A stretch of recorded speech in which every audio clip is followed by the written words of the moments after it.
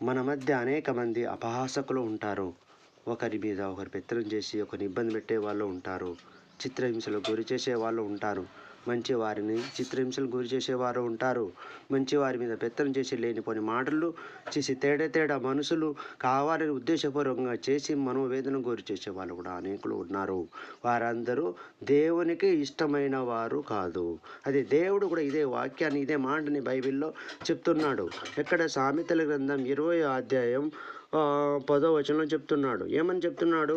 వేరు వేరు తొనిక వేరు వేరు కుంచములు ఈ రెండును యెహోవాకు ఏహ్యములు. వేరు వేరు తొనికరాళ్ళు వేరు వేరు కొంచెములు యెహోవాకు హేయములు. అంటే వేరు వేరు గుణములు కలిగిన వారు తేడా మనుషులు కలిగిన వారు తేడా మనుషులు కలిగిన వారు తేడా ఫీలింగ్ కలిగిన వారు, మంచిని చూడలేని వారు దేవునికి ఎప్పటికీ హేయములు. కాబట్టి అలాంటి వారు దేవుడు శిక్ష నుంచి ఏ పరిస్థితులు తప్పించుకోలేరు.